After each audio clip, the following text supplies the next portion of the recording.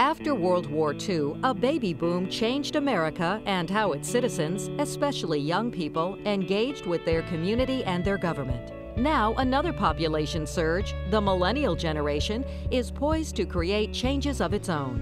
What does that mean for our communities and our democracy? Join us now from Connecticut's Old State House for a town hall meeting. Rules of Engagement, Boomers versus Millennials. We'll explore how the skills and strategies of two generations might combine with each other and with new technologies to improve Connecticut's civic health. In partnership with CTN, the Connecticut Network, Connecticut's Old State House, the Office of the Secretary of the State of Connecticut, United Way of Central and Northeastern Connecticut, Everyday Democracy, the Metro Hartford Alliance, Hartford Young Professionals and Entrepreneurs, and the Connecticut Youth Forum, with funding provided by Connecticut Humanities. Now, here's your host, Diane Smith. And thank you for joining us. We're glad to have you with us. We're at the Old State House, this beautiful building where the state capitol was for many years and where government took place. It seems like a very appropriate place to have a conversation about civic engagement. And we've decided that we need to really talk about civic engagement from 2 points of view, the two biggest generational cohorts, the boomers and the millennials. And I'll ask you a question. I'm going to describe, we sent out a survey. And we asked people to describe their generation, to describe some of the things that meant the most to them or were turning points in their lives. So, who said creative, tech-savvy, these are people describing themselves, entitled, diverse, self-obsessed, innovative? Anybody want to take a guess? Those are the millennials. Was it a millennial who said that or a boomer? Okay. Gen X said skeptical, cynical, thoughtful, apathetic, hardworking, and often ignored. And in fact, tonight, they kind of are. And then finally, the boomers, who describe themselves as creative, can-do, optimistic people, change agents, and also very hardworking. So we're going to start working hard in just a couple of minutes. We're going to have a conversation with all the people in this room. But first, we want to explain to you what we mean by civic engagement. And to do that, we'll talk to our Secretary of the State, Denise Merrill. Madam Secretary. Thank you very much, Diane, and thank you all for being here tonight, and happy holidays to all. Happy third night of Hanukkah for anybody celebrating. And thank you to Diane for organizing this forum on a very important topic. And it's part of a series of conversations we're having as a way to engage our citizens in dialogue. If we talk to each other about the issues we face, it brings people together, connecting us with our neighbors, family, and friends. We have come to call it how we measure the civic health of a community. No, not the physical health, the civic health. These conversations are an outgrowth of our Civic Health Initiative, which we launched a few years ago. We took a survey of the state of Connecticut with Everyday Democracy and the National Conference on Citizenship. And these surveys were going on all over the country. We were one state that was part of this project. And we often hear that people's participation in civic life is dwindling. People are less likely to vote, less likely to join local boards and commissions and associations, and less likely to exhibit social behaviors generally. So we wanted to see if we could measure this idea. And more importantly, if people don't feel connected to these things that we traditionally think of as civic engagement, where do they feel connected? They must be connecting somewhere. And even more importantly, why? Why is this changing, and where is it going? We found some very interesting statistics. Some of them led us here tonight. So I'll give you a few that came from our Connecticut Civic Health Index. While the survey showed not many people worked with neighbors on community problems, I think it was just like 8% of people reported that. But they are connected through media sources other than personal knowledge of each other. You can imagine social media, Facebook and all kinds of different ways we are now connecting. A vast majority of Connecticut residents are connected to the internet, 87%. That's a big number, even nationally. Young, old, rich, and poor, almost everyone is online now. Nearly 60% of residents still read a daily paper, though, which is quite interesting. We're a very well-informed state. And while some of us feel connected to our community or government through voting, and that's sort of my bailiwick, but I can tell you that number is dropping. We also found that those who register and vote in smaller numbers, namely minority populations, white populations with less income or education, are apt to be more active and connected to other things, like their house of worship and their children's schools. The question of how we can get more people involved in the public life of their communities is a very difficult one. But one powerful lesson came through, and of all the things we learned, it's the one that sticks in my mind the most. Because if people do get involved, it's because someone asked them. And that's a very simple but powerful idea. A lot of times, people like myself even, first time I ran for office, I didn't think it up on my own. Somebody said, gee, you'd be really good on the Board of Education. And I said, really? I just never had thought of doing that. But that just goes to show you that sometimes I think people need to be asked in.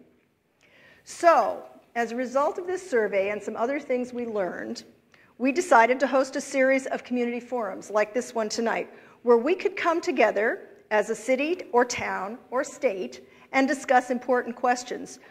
We've had a series of them on very important topics such as mental health. We had one on mental health, we had one on education, and tonight we're discussing millennials versus boomers. And it's a favorite topic of mine because I have to say it, I am in one of those categories. I'll let you guess which one. And you've heard many complaints from boomers like me. This generation of young people coming of age in the new millennium is just not civically inclined or engaged. They're apathetic. They just don't care enough or pay attention enough to what's happening in their communities, to vote and do those sorts of civic activities. And in my generation, it's often heard, when we were in our 20s and 30s, we were very active. We stood up for things, civil rights, anti-Vietnam War. In fact, I can remember being part of a group that fought to get the right to vote for 18-year-olds, for example. We were engaged in the leading issues of the day, and we took to the streets and made things happen. And yes, we voted in big numbers and continue to do so. But this generation of millennials, I don't know. You look at voter participation numbers, the boomer generation is much more active. But, you know, after doing this survey and a number of projects I've worked on, I'm beginning to wonder if we aren't missing something. For example, the presidential elections, 2008 and 2012, brought out huge numbers of voters between the ages of 18 and 29. Young people have so much more information at their fingertips than we ever did. And I think they're a lot smarter than we are, frankly. But is all that information, what are they doing with all that information? Does it make you complacent? Or does the ability to take video, spread it with the world, organize flash mob protests through Facebook and Twitter actually show an empowerment that we in my generation were never able to capitalize on? So that's just a couple of questions that I think we'll be asking and talking about tonight. I'm sure it'll lead to an interesting discussion, and I look forward to it. And I hope it's a springboard to other topics and ways we can increase civic engagement among all generations. And we have many things to learn from each other. So let me stop here and go back to Diane. And thank you very much, all of you, for being here tonight. Thanks. And thank you, Madam Secretary. So let me introduce our first panel. We're going to have two panels tonight, and they're going to be made up of 50% boomers and 50% millennials. To my immediate left on the end here is Bruce Cluett. Bruce has a PhD in history from UConn. He is active in history and preservation in Connecticut and is the author of several books. Sitting next to him is TJ Clinch. TJ has a business called Civic Mind Studios. A couple of things that he's done include opening a yoga studio and also a very interesting idea about a cycling studio that captures energy and delivers it back to the grid. I love that. And some of you have probably heard of Hartford Hodgepodge. That's also one of TJ's things. So TJ, thank you so much for being here tonight. Sitting next to TJ is AJ. That's how we planned it. What can I say? Ashley Johnson. And Ashley Johnson is known for a number of things, but one of the things he's known for is an organization he started called Small Business Night Out. He's also been named one of the 40 under 40 by Hartford Business Journal. He is a pastor, a community educator, and as a pastor assists people in developing spiritually and economically, works with people who have mental health and substance abuse problems. And so we're going to talk a little bit about some of that. Thank you. And finally, Susan Campbell. Hello, Susan. Susan is now with the Partnership for Strong Communities. Susan is an author. She is a Pulitzer Prize-winning columnist, or she was a columnist at the Hartford Courant for 25 years, and currently she is the Robert C. Vance Endowed Chair in Journalism and Mass Communications at CCSU. Thank you very much. And I should say that, I'll start with you, Susan. You said that as one of the very youngest boomers, you're rather... She did. She tried to sneak in as a millennial, but we carded her on the way in. I did. You said that you're kind of intimidated by some of the baby boom generation. Why is that, and how? I think because I grew up reading everything, Time and Newsweek, and is that my voice? Sorry. And yes, I wish I was a millennial. There are many things I would do over, but as a younger boomer, I made it by 5 years. I saw people, older people in my generation, go out and make quite a lot of change, but I have to say that some of the change that we take credit for, we shouldn't. We didn't do that, really. Not all of us went to Woodstock. It would have been far too crowded in the field. But as I was growing up, coming in on the tail end of this, I thought, what is there left to conquer? Because they ended the war, now what? So yeah, I grew up a little bit intimidated by the legacy. We have found a few other things to work on, and we'll talk about some of the things you're working on. In fact, something that you're trying to help end, which is homelessness in Connecticut. Bruce, you're the historian. I wanted to let you sort of set the table. Tell us who the baby boomers are and how they impacted Connecticut, and then we'll move on to the millennials. Well, I think at its most basic level, the baby boom is a demographic fact. Births had declined prior to World War II because of the Great Depression. People were putting off getting married. They were putting off having children for economic reasons. With World War II, a large portion of the male half of the population was otherwise engaged. And so after the war, there was a, shall we say, pent-up demand for young people to get married, start their families, and for something else, I guess. Yeah, it was pretty substantial. The population of Connecticut as a whole, from 1940 to 1960, increased by about 50%, from 1.7 million to about 3 million. Well, let me consult my notes, though. I'm not great on statistics. Yeah, so 1.7 million to 2.5 million people. So it was a substantial demographic event. But there were other things that made the concept of the baby boom even realer than it might otherwise have been. First of all, it was largely a suburban phenomenon. The population of Hartford stagnated in that interval I just mentioned, 1940 to 1960. But the population of just the west side suburbs increased by more than 100%.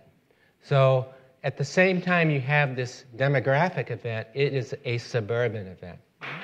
Also, it's a media-influenced event in that building on what radio had accomplished in establishing a national sort of reference point, media-driven reference point, television. And of course, you had just 3 networks. So you didn't have a lot of choice. People were all watching the same programs, and those programs were modeling suburban life, family life. Father Knows Best, Leave It to Beaver, on and on and on. Lastly, I would just mention that in addition to it being a suburban event and a media-driven event, I feel as a historian, I have to caution us about these categories. I've heard the baby boom defined as 1964 to, 1946 to 1964. Well, that's quite a range. Somebody born in 1964 may or may not have something in common with someone born in 1946. All the people who were born in 1946 weren't completely identical. So we as human beings, we have to think in terms of abstractions and generalizations. So it's useful to have the concept of the baby boom. And actually, Bruce, the millennial generation, depending on what reference you look at, it has a pretty wide span. Right, they all do. Yep. And I'm not trying to discourage us from using these terms because there is some reality there, but we always have to keep in the back of our mind, oh, there's diversity in there, it's a generalization, it's an artificial construct. And there isn't even really an understanding of what the years are for millennials, so we'll talk about that too. But generally it's considered that people who kind of became young adults around 2000 are millennials. Some people say it's people born from 1981 on, some people say it's 1977 to 1995, so you know, you sort of get the drift. TJ, I saw you looking at Bruce as he was describing things like only 3 networks to watch, everybody watched the same show, and you look like, really? Yeah, growing up, television was a big deal, you know, through the 90s, but actually now I don't really watch TV at all, and if I do, it's Netflix. So really absorbing media in smaller bites than these large format, you know, things. The largest format stuff I'll watch is probably Jon Stewart. You know, that's the largest piece of media I'll consume. So I was actually thinking about how he's describing the range, because how do you define a millennial even? Mm-hmm. For me, I think of a millennial as a state of mind even, more than an actual, you know, birthday. I think, you know, to Susan's point, we connect on a lot of things, just in talking beforehand. So her way of thinking is very much in tune to millennials just as much as mine. Mm-hmm. AJ, tell us a little bit about some of the things that Bruce was saying. He was talking about the whole suburban phenomenon, and yet a lot of millennials are looking to move back into the cities. In fact, we're sort of hoping that you're going to help us save Hartford. Yeah, well, thank you. Thanks a lot. 2015 is coming. So a lot of the young people want to come back to a vibrant city. You know, if we look at some of the major cities in our country, young people like to have things to do, and especially millennials. Sitting at home with your pet dog, or, you know, sitting at home with your cat isn't good enough. So young folks want some things to do. So they're moving out of suburban areas and coming in to more urban areas because of the lifestyle, the attraction. You know, young people aren't really ready to settle down. I just got married, so well, thank you. Congratulations. Thank you. You know, because I didn't want to die alone, so I just had in my 1-bedroom apartment, right? So, but you know, the older I get, the more and more I start to see how life changes. My father, which I consider myself a millennial boomer because my dad had me at a very late age. He had me when he was approximately 55 years old. My father died at 84 last year. So me and my dad were on 2 different spectrums of the world. You know, he never understood anything I did, and I definitely didn't understand what he did. But when it came to calming down, I listened to some of the things my father used to say. You can't go out and club all night, son. You got to work sometime. So us as millennials have to find a balance with the boomers. So we have to find a way to make our city attractive, or our cities attractive to people like me and people like-minded like me to come together and see exactly what it is where we can come together. It might be a baseball game, it might be a football game, it might be a discussion like this. So we have to find a way to make our city more attractive by having discussions like this. Susan, we already revealed that you're a boomer. But as the Vance Chair teaching communications and journalism at CCSU, you're dealing with millennials. What do you think are the 2 biggest stereotypes that the 2 groups have about each other? I think millennials look at boomers as, why don't you shut up? And case in point. I think the millennials I deal with, including my own sons, I think they look at this particular generation as being entitled. Here, Sonny, let me tell you how to do this. But I looked at my parents' generation the same way. I can't speak for all boomers, but I think there is a misperception about the activism exhibited by millennials, it has not been my experience at all that millennials are sitting back. And I think some boomers may also look to millennials as they need a little more seasoning, but that again, I think that's a generational thing. We all like to think we're the best, the best that America has to offer. We're probably not. It's interesting that you said that, because somebody commented in a survey that baby boomers think that experience and expertise really counts, as well as skills and knowledge, and millennials think that skills and knowledge make up for expertise and experience, and that you can achieve without the experience. So that's kind of how we're looking at each other across the fence, which is not always so friendly. But I want to have Tim Herbst join me, if you wouldn't mind standing up for a minute.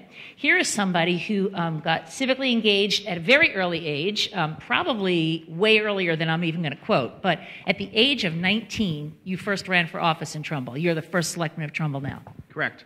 And you ran for planning and zoning? Planning and zoning, 1999. So what motivates a 19-year-old to want to be on the P&Z board? I'm still asking myself that question. No, I've been blessed to, grow up in a family that values public service and giving back to the community. And when I ran for planning and zoning, I did not expect to win. And 10 years later, when they asked me to run for first selectman, I didn't expect to win either. And the rest is history. But I find it rewarding, to give back to a community that you were born in, raised in, went to school in. So it's been incredibly rewarding. So you not only, I should say, you're not only the first selectman, but you just this year ran for statewide office too, and that was a whole other challenge. But at also a rather still tender age, I can say that, Jim, right? Yeah, at our age, yeah. You ran for statewide office, and you feel that those offices are going to start turning over, that a new generation is going to start taking those over, maybe in the next 4 years. I think when you look at what happened in the country 6 years ago, I think we're going to have that same type of generational shift here in Connecticut over the next 4 years. You're going to see a lot more millennials, just by virtue of the fact that millennials will be getting older, starting to jump into the political arena, running for statewide office. This year I was the only, I think, 30-year-old running for a statewide office. I think you're going to see a lot more of that in the next 4 years. Are the millennials ready to step up?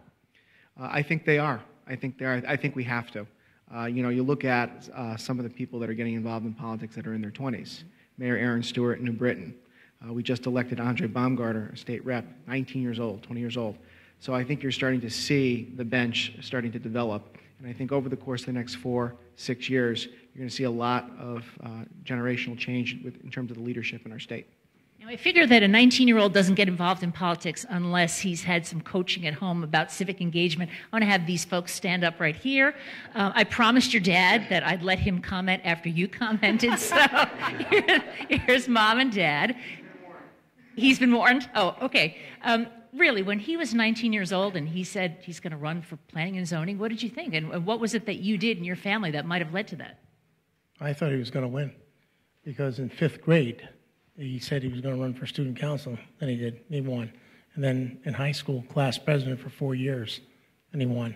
So he believes in himself, and he was raised in an environment that is civic-minded. Mm-hmm. And you're a former teacher. Yes. So you really, I guess, have tried to bring civic engagement into the classroom, too. Absolutely. One of the things I've always told people is that I didn't grow up in the 50s and 60s. I was raised. I was raised to say thank you, please, no sir, yes sir, excuse me when it's needed, to help people in need, to love people for who they are and not what you'll get out of them, and then also to respect other people the way that you want to be respected.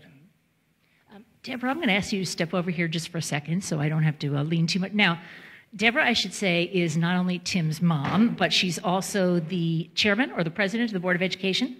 Chairman of the Trumbull Board of Education, yes. So, when you two are having dinner together and the Board of Education, the education budget for the town comes up, what generally happens? Well, it's very interesting. Him being the first selectman and me being the chairman, a lot of people think, well, he influences her, when in fact, Tim knows that education is my area, and he lets me do as I please. And we have, if he tries to come over into my territory, I said, okay, I'm the chairman of the Board of Education, I hear you, but he's really let me just be myself, and it's worked out beautifully.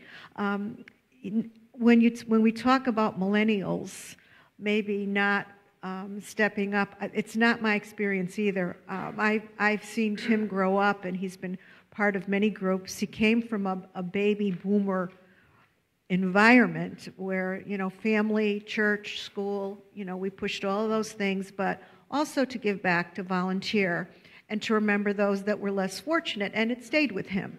So that being said, I think that when we do these things, we set an example, but he was an example to me of a young person that wanted to do, and there are many, many more.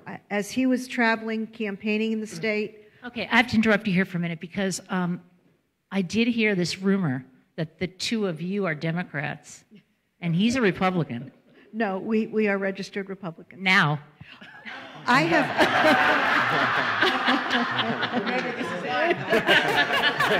I'm going to be very honest with you. I have always voted Republican, and the only time I voted Democrat was for Jimmy Carter. And the reason I voted for Jimmy Carter in those days was because I liked Walter Mondale.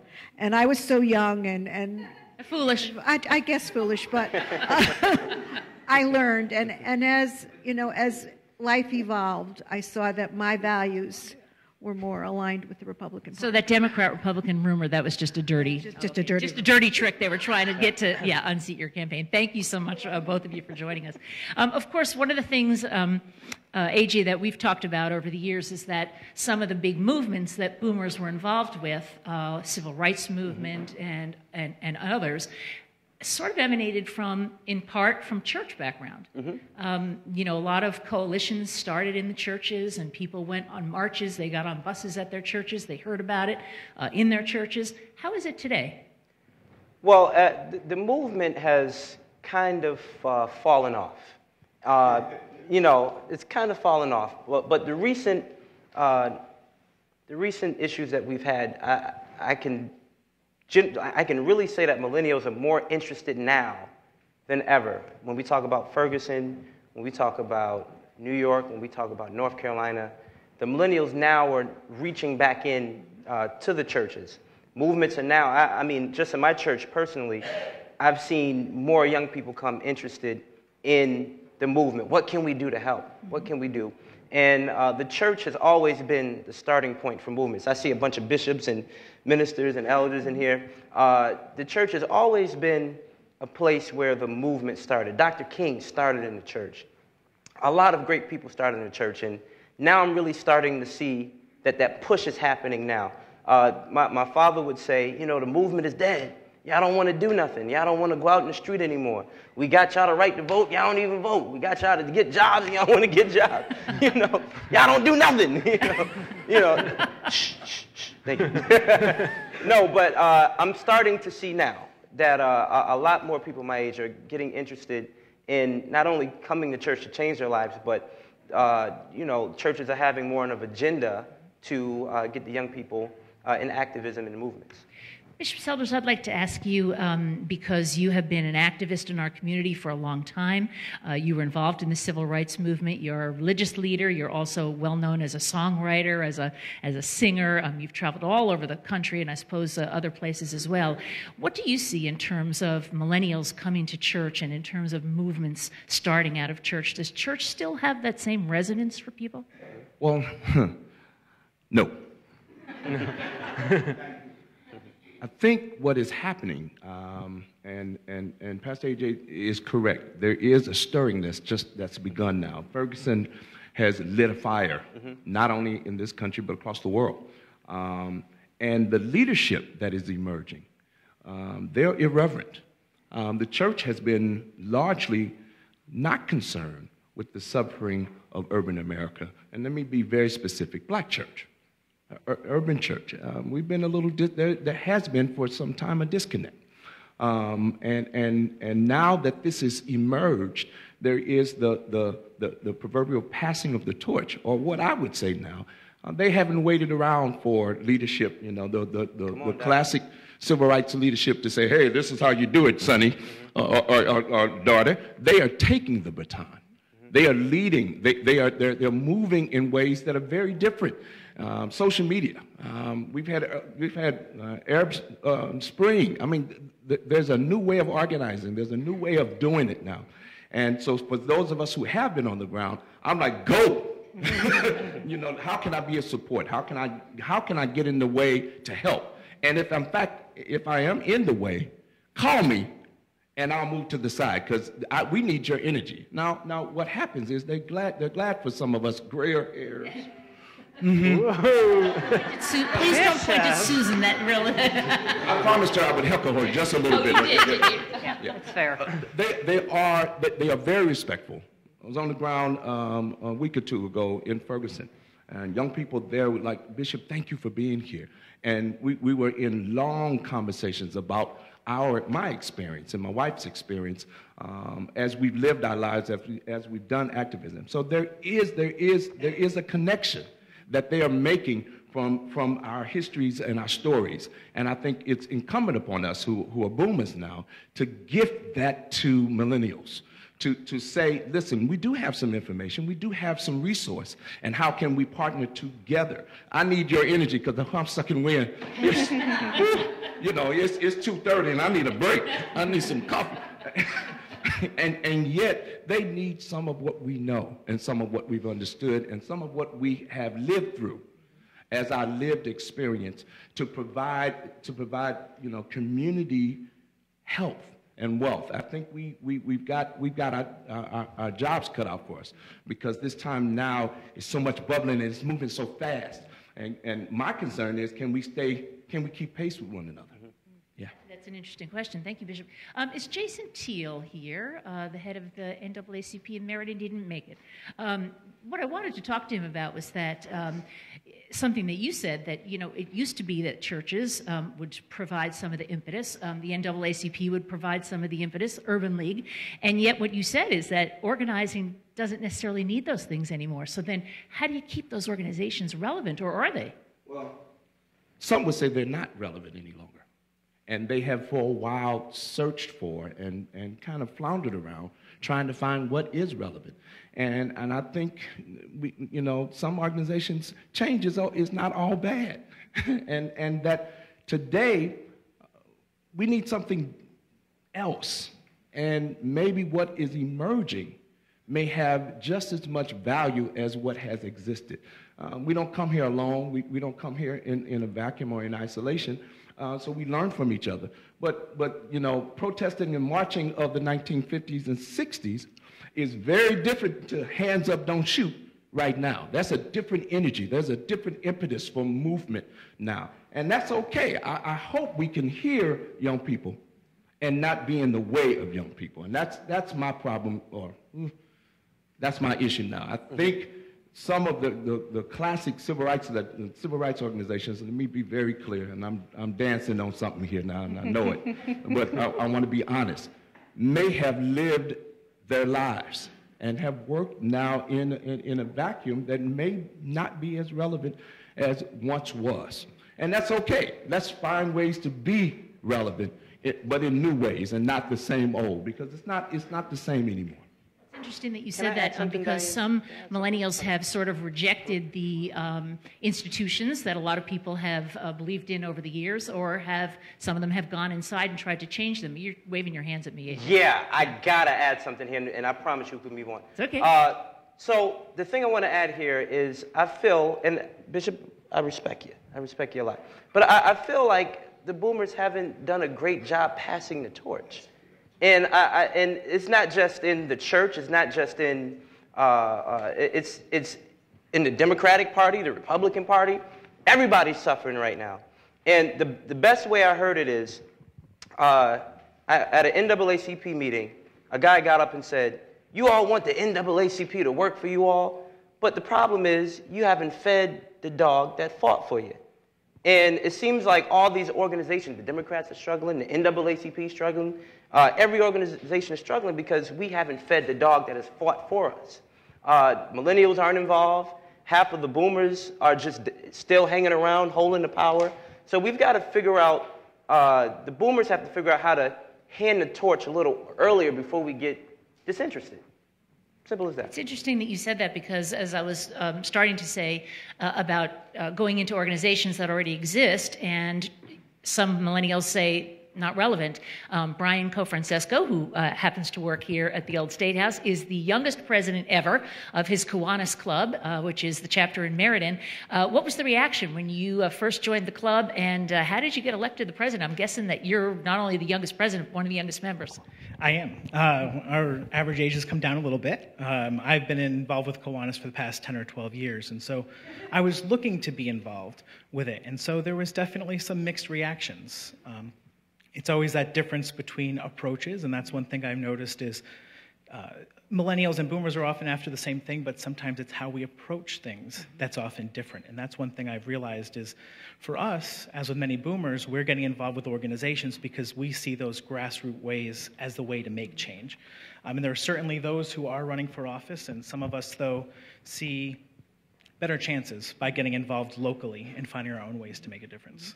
You did say, though, that there was some pushback when you came into the organization, and that's something that a lot of people said in their surveys that we sent out, which is that millennials, when they try to get involved, get pushback from boomers. A little, and I think it's part of those stereotypes. Like you asked Susan those questions about what are the stereotypes of the millennials, and I think it's a blanket statement that many feel that the millennials are apathetic and they're not dedicated and they're not motivated, when many of us really are. And it's just those perceptions we have of each other that often cause those reactions. And that's what I faced. Just a lot of people thinking, well, what are your approaches? Are you really going to be that into it? And we really want to make a difference. By the way, if anybody wants to raise a hand and be included in the conversation, don't wait for me to come to you. We have somebody right over there. We're going to have Rebecca bring you a microphone. Got it? Good? You want to hold that for me, just in case I talk too long? Hi, Diane. I'm Richard Sugarman from the Connecticut Forum. So I just wanted to comment. Let me just move back so I can. This idea of institutions, and I think the comment was that institutions have sort of let us down, and I actually think institutions have left all of us down. I think that's one of the key issues here, is that, you know, we used to be able to, as boomers and in years past, we used to be able to really depend on all sorts of institutions, newspapers, businesses, politics, sports, education, religion, it goes on and on. There have been enormous either declines or disappointments in so many institutions. It's hard to think of some that have not declined. So I think one of the real differences is that as boomers, we still have this sort of core sense of belief and hope that those institutions will both bring the authority that they once brought and the definition to life that they once brought. Millennials have never had that experience and haven't had that belief and don't have that sense of, I would contend, trust in institutions, hope for institutions, or sense that institutions are really the answer. To me, the optimistic part about that is that they see the answer more in themselves as opposed to externally in institutions. I think that's just a key difference. It's not like a criticism or good and bad, but it is a real difference. So. Richard, just before you sit down, I just want you to tell people, Richard is the founder, for those of you who don't know him, the founder of Connecticut Forum. And that's really a place where people go to have very interesting conversations, sometimes at a very high level. You also have a youth forum. Why did you start the forum way back? Oh, you better hold that microphone. Because if I grab that microphone now, we're all in trouble. So I'll give the short answer. Related to this, I think one of the things is we felt many years ago, 23 years ago, that people are hungry for real engagement, face-to-face, personal connection and engagement, and real conversation, not scripted, not rehearsed, not predictable, real conversation and real people, and that we can handle it, and that we want to share that experience. We don't want to be isolated and segregated and separated by towns and by demographics and so on. We want to be connected, and Connecticut doesn't make it easy for that to happen, you know, on any level. So the Connecticut Forum felt like it could be a source of shared experience, of real experience, of face-to-face experience, and that we would all, you know, be enriched by that. That's my short answer. Thank you, Richard. Reverend Manship, I think that you were raising your hand over here, and I should say that, I'll just have you stand. I think we'll look at that camera right there. I should say that you are from St. Rose of Lima Church in New Haven. Okay. Yep, co-chair of Congregations Organized for New Connecticut. We act out of, as a Roman Catholic Church, we act out of several principles of Catholic social justice teaching, and one of them is the principle of subsidiarity, and that if we want change to happen, it needs to be on a personal basis, and if it needs to go up into a higher organization, whether family, parish, faith communities gathering together, that's how we teach our folks. We teach our folks about involvement in public life. It's a moral requirement for us to contribute to the common good. We teach hard at our parish and our organization, Connect, to distinguish between big P and little p politics. And when you have folks that are working many, many hours, multiple jobs, conversation is okay, but people want action. They want to see something done. They want to have an impact in their community. And so by engaging our folks around their self-interest, the things that they want to see happen, either in their neighborhood, in their town, in their region, in their state, people see things happening. It energizes them and it gets them involved in public life. Small P politics, not the big P. Well, I want to interrupt for a minute because for people that don't know you, most people have heard about what happened in your neighborhood and in East Haven about the police and the police profiling people and giving a most difficult time apparently to Latino population. And you were the one who taped some of that and kind of got the whole thing going. And I guess did it become a much bigger thing than you thought, or did you already know it was as bad as it was when you started it? We knew it was really bad, but it gets into a whole issue of race, right? So a middle-class white guy gets arrested, charges get trumped up. They had 27 drafts of my own police report, each increasing fiction in order to discredit me. But our folks had been beaten. We had one person beaten so bad when he was turned over to ICE to be deported. ICE, Immigration Customs Enforcement, actually called FBI to photograph him so they wouldn't be blamed for the condition he was in. Judicial marshals, when I was waiting for my arraignment, came over and said to me, we see so many people of color coming over from East Haven, bloodied and beaten. So this has been going on for quite some time, and we knew that we needed to go outside of East Haven to the Department of Justice in order to get redress. And actually, I would think that some of your population at your church, some of your congregation, are a very vulnerable population that doesn't necessarily want to speak up, but wants to see action. So it was the collectiveness, it was the leadership of the community, that it was the confidence that the Ecuadorian community had in the Ecuadorian leadership at St. Rose of Lima, that 4 gentlemen came forward and said, we want this to stop. We don't want other people to go through this. And it was those 4 gentlemen that came forward that allowed us to come around them and begin to develop a strategy of engagement. Lots of people were having encounters, bad encounters with a handful of officers that was bad fruit of a very bad culture. Thank you. I'll get back to that a little bit later. But I would like to ask, is there anybody here who thinks that you can do a movement like that or accomplish something like that without collective action? Or does that have to happen? Because I keep hearing millennials are connected in different ways. Is there a way that millennials could pull off something like that? And Julia, I'm going to come to you and to Greg to talk about it a little bit. Sure. I mean, in listening to this conversation, it's, fascinating to hear even the assumption that millennials aren't engaged because, of course, Arab Spring was brought up. There's so many different ways that people of all generations are connecting now, but I feel, I'm sure everyone in this room has felt very disheartened by the news in the last few weeks, but I also feel that every 2 years we go through this. 2 years ago, so many gun control protests and marches, nothing happened. 4 years ago, Occupy Wall Street, not a lot of impact there. So to keep asking the same generation and of course even going back to our own current war, to keep asking the same generation to go back and make a difference when those impacts haven't been felt on a national level, I think is really discouraging over time. And I don't have a solution, it's just an observation. I've had many friends as a part of all of those movements, and it's interesting to hear boomers say, we ended the war. Even that assumption or feeling, however true it may be, I'm sure had a huge impact going forth for decades that I feel that my generation hasn't yet had the chance to feel. And hopefully Ferguson and Hands Up, Don't Shoot can have some impact on police brutality and racism, but I don't know how confident, to be honest with you, I feel in that on a day-to-day basis.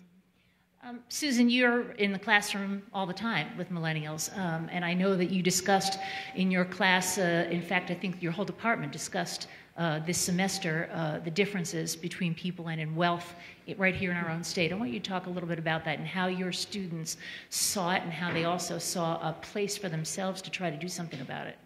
We decided early in last semester that we would devote, the communication department at CCSU would devote the entire semester to looking at wealth and income inequality.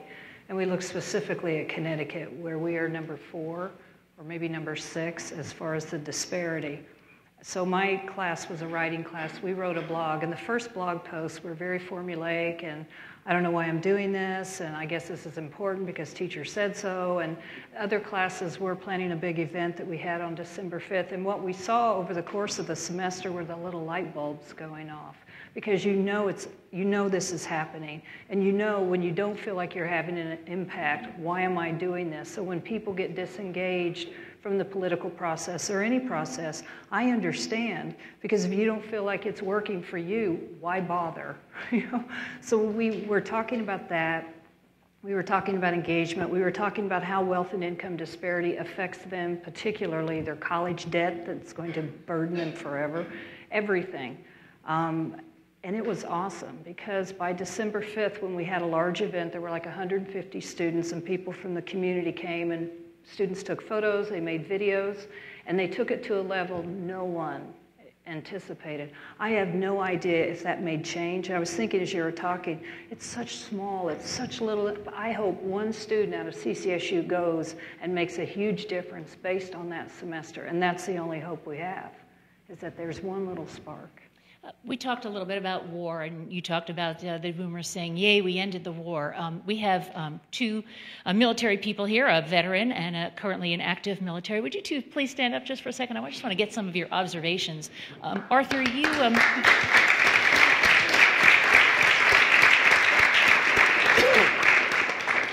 Arthur, when you came back from Vietnam, would you have expected that people in the audience would applaud you? No, not at all. Actually, when I arrived at Bradley Airport, I was the only guy in uniform, only person in uniform. And when I walked through, I felt pretty good. I just came back from Vietnam. I spent a year in the infantry. And as I walked through, I saw people pointing. And when I look at them, they look the other way. People would poke each other. Hey, look, guy in a uniform. So I knew that this was not going to be good.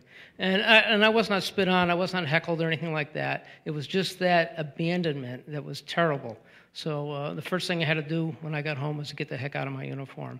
And because of that, when I see someone like this in uniform, I am so proud that what we went through as Vietnam vets, that the country had come to terms with, they had the wrong idea of us. So they had come to terms with it, and when I see someone in uniform, this is my homecoming.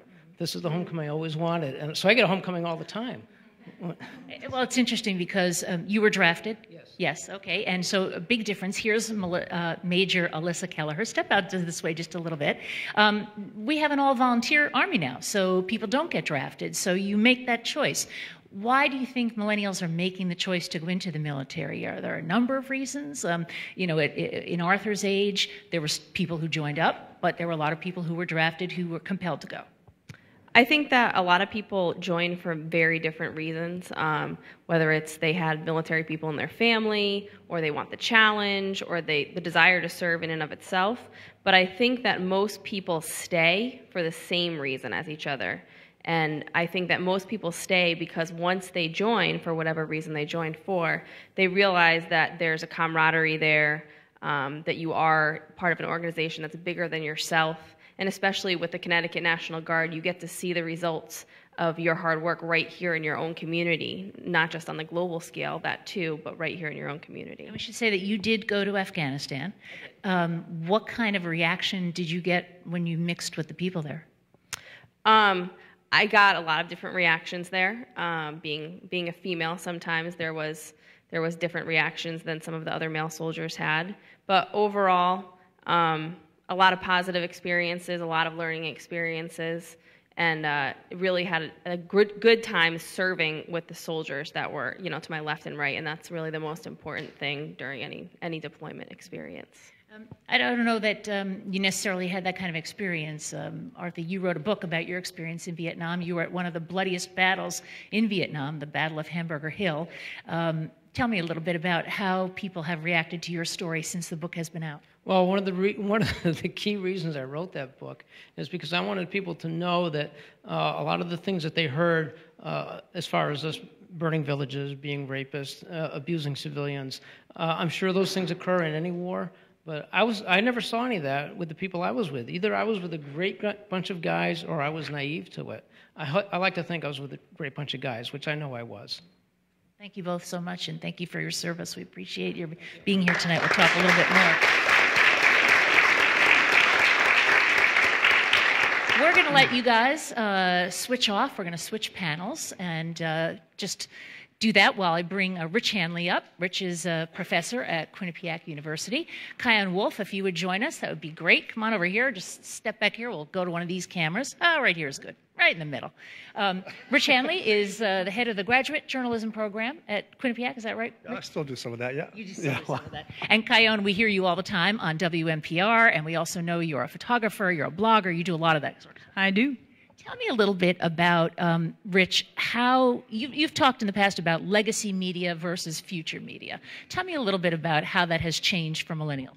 Well, this, I think, really goes into the discussion about institutional mistrust. Millennials tend not to trust institutions for a very good reason, because they're not relevant to their day-to-day lives. So what millennials have done is create their own version of media, their own definition, and their own definition of news, in terms of art. And so that to them, when I say them, because I'm an old baby boomer, it's them, the institutions have failed in the sense that they're not relevant. So they go to social applications and whatnot to find out what their friends are interested in, and then they become interested in that. And that's how the news and information is shared. But it's not anything at all like traditional media, and that's why, in many respects, institutional media has failed, along with other institutions, except the military, which is interesting because, I can tell from our institution, millennials have respect for one institution other than Quinnipiac, and that is the military. Yeah, well, it's interesting that you talked about the institutions and also about the different applications. Kion, what Rich has said is that, for baby boomers, when we wanted information, we went to a newspaper, or maybe now we go online, whereas for millennials, a lot of it is about what your friends are saying, what they recommend, all those, the apps that tell you, go here, go there. That's true, and it's a really fine line between what is news, where do you get your information. I do feel like I'm in a little bit of a bubble working for public radio, but it's the best kind of bubble because we get input from people around us. We get input from our friends. We get input from the people that run these places, and we try to figure out what are the stories that need to be told, what's important. And we're all human beings, just like any newsmaker or producer, are just human beings after all. But I feel like it's a fine line between what is really important and what stories really need to be told, and what's just fascinating, what's somewhat relevant, what's something that is relevant now but maybe even more relevant later. And like I said, we're all still human beings. That's one thing we can agree on for all these vast generational differences, is we're all doing the best we can, and at the same time we're doing a really great job overall, because I think everything's getting better. Well, the interesting thing is that when I called you and said, I think you're a millennial, would you come and be, you said, please don't call me that. But we don't like those terms. You don't want to be labeled as a millennial or anything else. Right, and I was born in 1980, and I wonder if that's a symptom of me being a millennial, that I don't want to be labeled, but it also could just be the human condition that, we're all individual, we're all unique snowflakes or what have you. But I don't know, that's the tough thing, is it's like we were saying in the beginning, it's also really important to put labels on things. That's how we recognize things, we categorize things. That's how we got to the top of the food chain, is we recognize patterns and we make predictions based on them. And so here we are as people trying to say, all right, well, I was born at this time and in this era, therefore I must tend to be a certain way. Part of me sees that, I do, but part of me is like, no, we're all different, and within the structures that we're being labeled as, we're still so varied. I think it's interesting. Rich, you were talking about how today, and I want to bounce off something that Kion said, that the definition of news is completely different. And, you know, when we were kids, the news was served to us. You had the newspaper that came into your house every day or morning or night. You had Walter Cronkite. You had, you know, and it was, they told you, here's the news, this is what you need to know. That doesn't happen for millennials. No, because in our heyday, the news came in small doses in the sense that it was at regular intervals. Morning newspaper, evening news. That's the only time of day when you consumed it. Now it comes in a torrent of information. I mean, literally, you could get news from all over the world, from many, many different sources, you know, in a few seconds by just simply checking your Facebook feed or checking Twitter. And young folks today, and millennials, or and anybody for that matter, who's engaged with the technology, makes these decisions about what to pick and what to choose. So there's this massive array of choices. And I think that's where some of the confusion, you know, can be located, and that we mistake all these choices, you know, as if they're not really focused on stuff. They are focused on stuff, but they're focused in the moment. They, to me at least, millennials, if you can call them that, live in the present. That's why there are, I think one of the members of the audience was mentioning about, you know, hopping from cause to cause. Well, that's a result of technology, and the lack of an institutional response to that technology that's adequate to build institutions or reinforce institutions. So on Occupy Wall Street can make a difference with the financial framework and so on and so forth, the Coney Ice Bucket Challenge. I mean, just look at that velocity of causes that are confronted by young people every day. And there's no really firm institutional framework to deal with this, this level of churn. For better or worse. Yeah, I want to have somebody else join us. Where is Alden?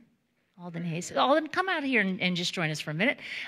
Alden has described to me, he's the social media manager at the Community Health Center, and you have described to me people who are either digital natives or digital immigrants. What do you mean by that? So I think we have one of each here. Yeah. So that's actually from the work of Mark Prensky back in 2000, talking about education.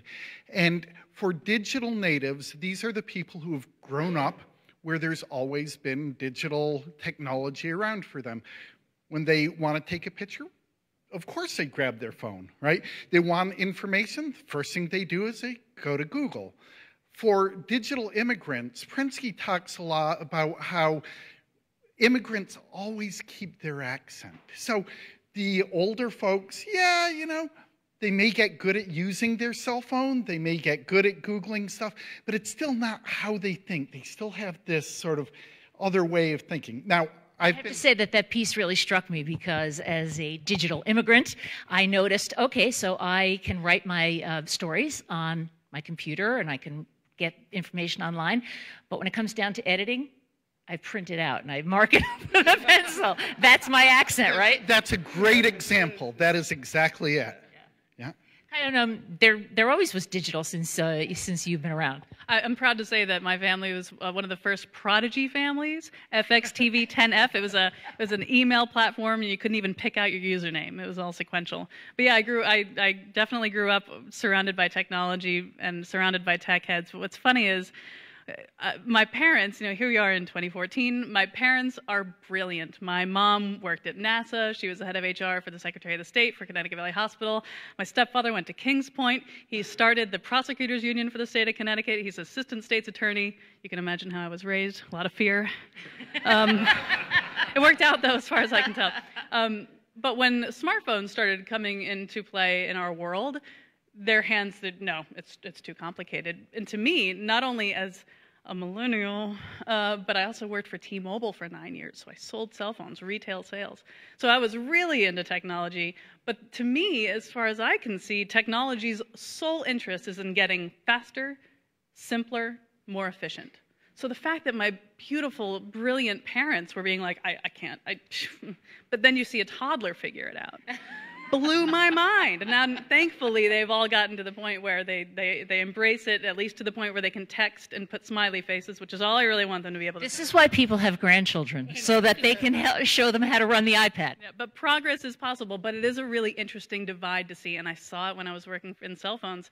The age, really, you could see somebody walk in, and you could see, you knew what you're going to expect from what they expected from their devices that they were so begrudgingly getting into. And you do know flip phones are coming back, and they're the cool thing now. I'm a Nokia fan till I die, so I am in the old school Nokia, the ones that you could snap in half and they'd still work. So I'm with you. I'm going to let you guys sit down for a minute while I introduce our next panel, because we have brought a few people up here to join us. To my immediate left is Oz Griebel. Many people know you as the head of the Metro Hartford Alliance. They also know that you ran for governor. And I think one of the things that a lot of people who live here know about you, Oz, is that you are one of the biggest cheerleaders for the city of Hartford of anyone that anyone could ever be.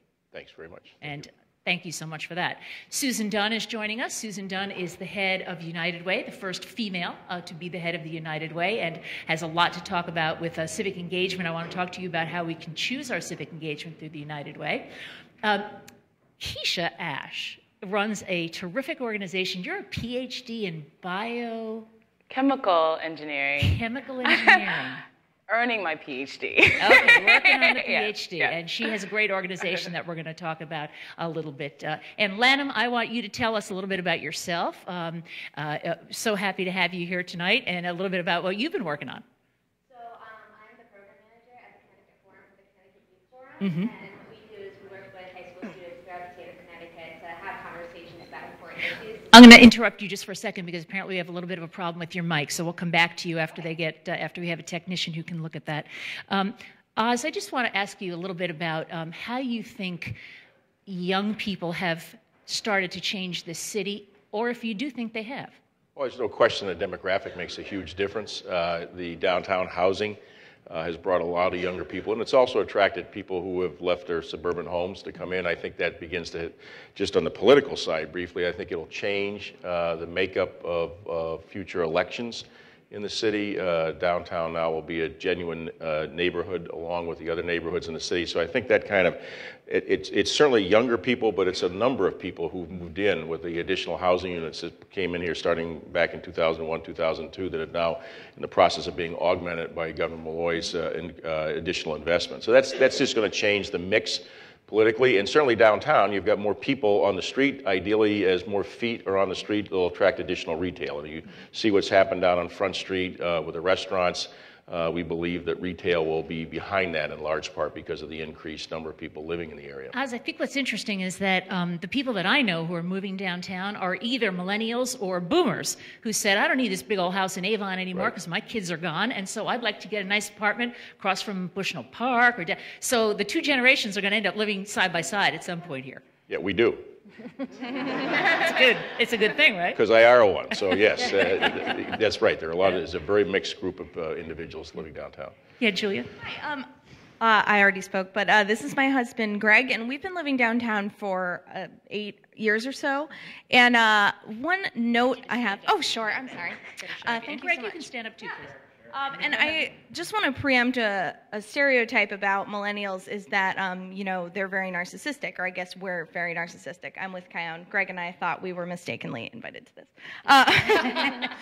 But that narcissism can be translated into really wanting to make an impact. I want my life to mean something. And that is a huge part of the reason that we live in Hartford, is because when we were living in bigger cities, more established cities, we felt less important to the city, to put it the most narcissistic way possible, and to harness that desire to have impact and make good in a smaller town or a town that really feels like it's struggling has been really exciting to us and a lot of our peers. And I think, that's a conversation I hear more and more every day, is we have an opportunity to make a difference or fill an empty space is something. And your husband is shaking his head. So yeah. But I absolutely agree. We chose to move to Hartford after living in New York City and in London, and thinking these cities they're all set. There are people here working really hard to make this city great, and then there are all these young people who want to get involved, but it's already full. And so then the thought is, where can we make that difference? And so we came to Hartford and started looking at every empty storefront. When I first moved here, everyone was like, "There's nothing to do in Hartford. All the buildings are empty." And so we said, let's look at those empty buildings as opportunity. for young people to start things. And so Oz is smiling. I can see that's right up his alley. Yeah, Oz was one of the first people I met when I moved to Hartford. I started coming to the Metro Alliance events. But yeah, so Julie and I started a company. TJ, who spoke before, started a company. We have a lot of young people seeing those empty windows as opportunities to start something, again, because of that discussion around institutions letting us down. Larger institutions could also count as employers, corporations, whereas our parents worked for the same company for 40 years and then retired. A lot of younger people are, because of shareholder value and all those things, there are a lot of people are choosing the more affordable solution, even if that means laying off thousands of employees. And so we don't trust the institution, so we've got to make our own so that we know we can trust them. Yeah, and when I go on LinkedIn, I see that my younger connections on LinkedIn, they've had more jobs than I have, and they're quarter of my age or half my age. Susan, I want to ask you a little bit about civic engagement in terms of United Way, because you have a really, I think, a very cool thing in that you can really customize your civic engagement if you go to the United Way website. Talk about that a little bit, please. Right. Well, we're using technology, which, how great is that?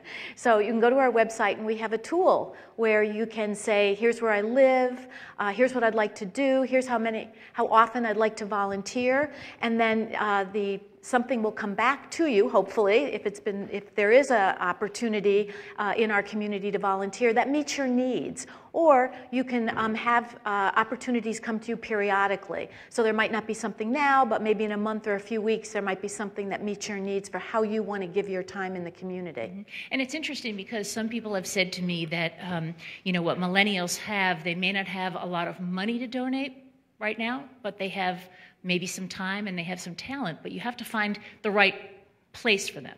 You can't have, somebody doesn't want to just necessarily come in and stuff envelopes. That's not going to be what they're looking for. I think that's very true, and I think that's true really. We see it whether you're a millennial or a boomer. It's what you're passionate about is where you want to volunteer. So we have to understand that, and we have an emerging leaders group similar to HYPE, but this group came together and said they really wanted to focus on something, and they've selected children in reading, and so that's where they're putting all their volunteer efforts because they're able to give their time and they're able to see results, and that's very important to them also. Keisha, I want to come back to you and let you talk a little bit about what you saw when you decided to get into the STEM fields. I understand from a TED Talk that you gave that your original idea was to be a princess. That didn't work out. Didn't really work out. And then you were going to be a pop star, but then what, your dad told you can't sing? Didn't have the vocals for that. Okay, so the backup was to go into biochemistry. Yes, into engineering. And so that story, it's similar to a lot of other things, having different inclinations towards it, having role models, having mentors, having inspiration, having encouragement, and support in going into those fields. And so that was my story, but once I actually got there, I looked around and I said, okay, there aren't a lot of women, there aren't a lot of minorities in these fields, and what can we do to change that? And so the organization that I've co-founded with Tiffany St. Bernard, who's also a PhD candidate, she's actually at Cornell University in her second year in biomedical engineering, but we co-founded it to create more opportunities for people, because as we've discussed today, it's not a lack of want for millennials and others to get involved, it's a lack of how. Understanding where the opportunities are, how to access them, and more importantly, how to access them in a way that is suitable for their lifestyle. And so that's where a lot of the impetus behind this organization that we've created is based. So you're mentoring children not just here in Connecticut, but really all across the country because of the tools that you're using. Yes, absolutely. So we understand that we're in a technological age and people are on Facebook and Instagram and all these other, they're using all these other tools, but there is still a lot of value in connecting in person and having those opportunities to impact your community, where you live, where you work. And so our model combines those two aspects, where you can get involved in an online manner through our platform, or you can match with local opportunities surrounding the STEM fields.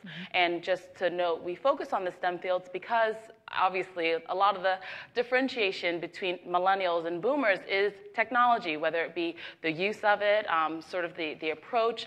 One of the comments earlier in terms of millennials looking to themselves. I think a big part of that is because there are so many tools that are available that can take one person with an idea, and if they can build a website, if they know how to put together newsletters, they have all these different skills that are enabled by technology, they can really build a brand for themselves that expands beyond their small network. And so being able to leverage that aspect of the technology and combine it with other opportunities in person was critical for us, and I think is one of the key reasons that we have been able to be successful in Connecticut and as we're expanding outside of the state as well. Lanham, I think that you have a microphone that works now, so tell us a little bit about what you're doing. So I am the program manager of the Connecticut Youth Forum over right next door with Richard. And what I do is I work with high school students throughout the state of Connecticut to have conversations around issues that are important to students. I came from Public Allies, which is an AmeriCorps AmeriCorps organization that works in Bridgeport, Hartford, and New Haven, and we're put into nonprofits to kind of have an apprenticeship experience to learn how to be leaders in our communities with civic engagement. So there's a lot of opportunities in Connecticut to become civically involved, especially if you're a young person looking for some meaning, and Public Allies and the Youth Forum are just two of those places. We talked a little bit before about civil rights and the civil rights struggles, and of course it's more than ethnic minorities, it's more than black and white, it's a lot of other civil rights, and among those that boomers have made a big difference in, I like to think, Robin McHale, and I think you might agree with me, and Joelle, why don't you stand up? Robin is the founder and the head of True Colors, and I believe that you and your wife were the first same-sex couple to adopt a baby in the state? Yeah, that's true. When we were my daughter was 9 months old, and actually when she was born, I remember that there was also this vote on marriage, and so this and the vote failed. And I remember in writing this op-ed that night and just sobbing and realizing that I was needing to choose between my daughter, becoming my daughter, and my wife becoming my wife. And it was like, wow, how do you choose between that? But yeah. When I think a lot of people think, okay, well, now we have gay marriage, so we got it all worked out. Thank you, boomers. You got that fixed for us.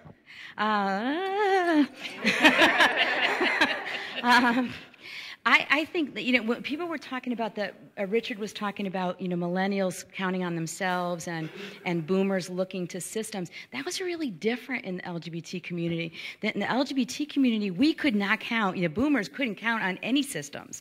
Systems were definitely, places that where prejudice lived, whether it was a school or corporations, whatever.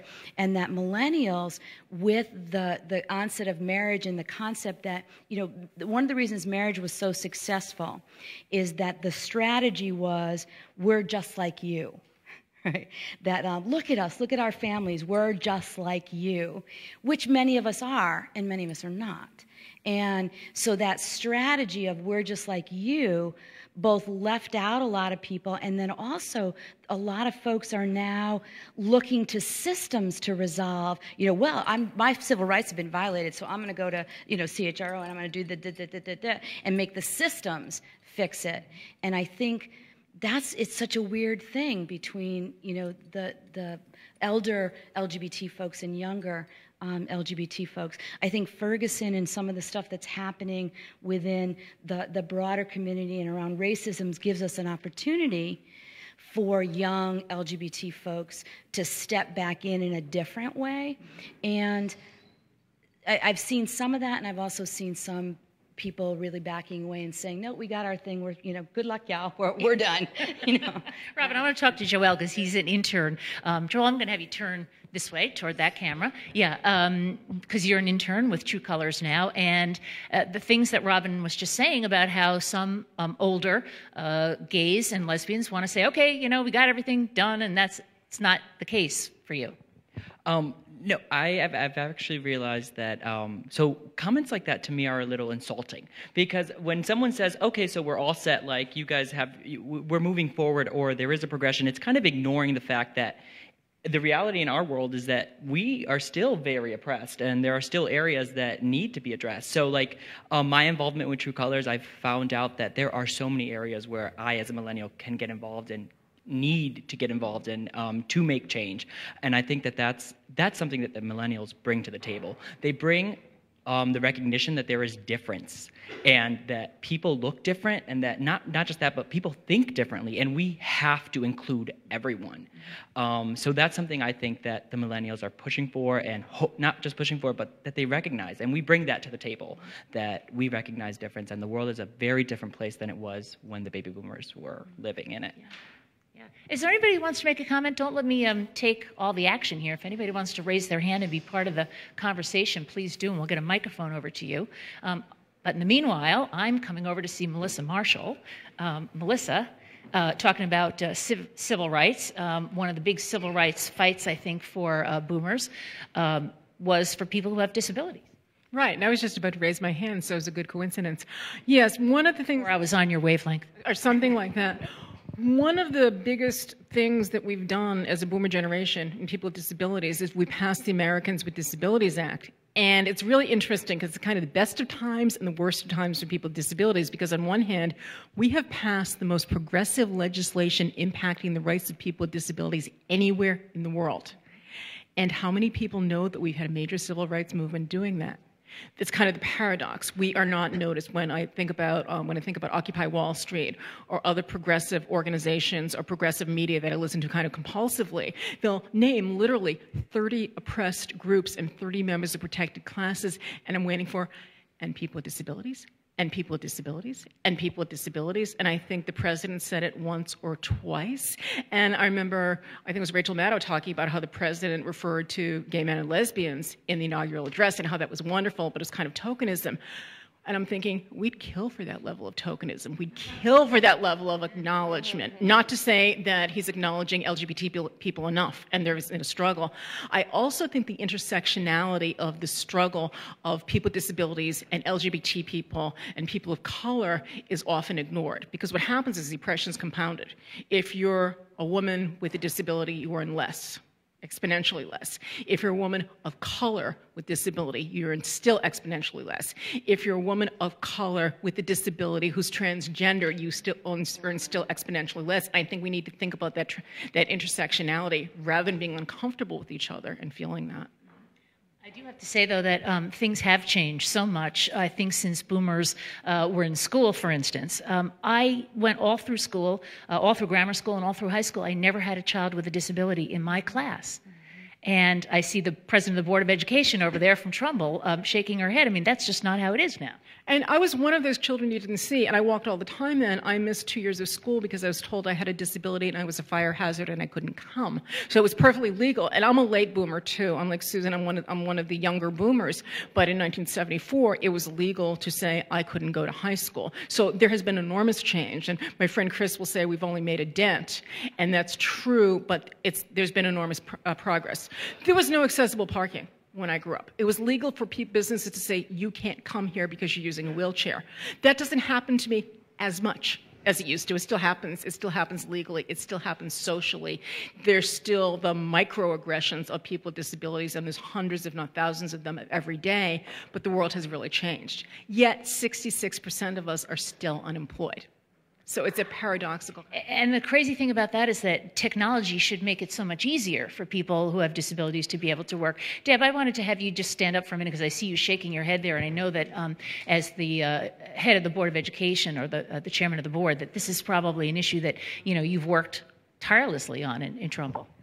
We worked tirelessly on it, and to agree with you, growing up in the 50s and 60s, I didn't go to school with anyone with a disability. I had no knowledge. And now, as the chairman of the Trumbull Board of Education, we go above and beyond to make sure that any child with a disability has their needs met. And it's not easy, because to do this costs money. So we struggle with budgets and what we have to do, but it's very, very important. And when you say 60% of the time you still go to a place and you can't go in because you're in a wheelchair, I find that just in this day and age, I think you should be able to go anywhere. This gentleman wanted to comment. Yeah. Hi, Chris. This is Chris Blake. Well, it's true. About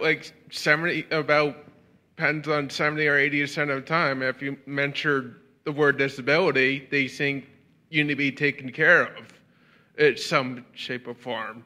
I have a disability myself, bad experiences, having a normal conversation, then disability comes up and they start slowly backing away and stop talking to you because they think like someone need to take care of you or watch you, and then changes the whole perception of how people approach you and how you approach people. Most people don't know it because most people in my generation are in hiding. It's got shut down by institutions so many times. And tried to offer, and they have mental disability or challenge on your intelligence and your age. So you get shut down most of the time, and you find other outlets. So we still have a lot that we need you to keep doing.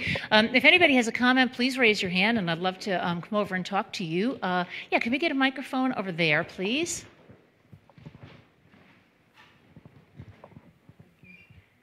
Yes. Okay. Tell us who you are first. Melinda Johnson, and I'm speaking from a background of mental health and working with mental health and substance abuse addiction within the greater Hartford area. And I just want to speak to the idea of this form of disability that has really overtaken Hartford in a great portion. And when we look at the populations of Hartford and we look at poverty in particular, we see that a good portion of those that are in poverty are also on abusing substances.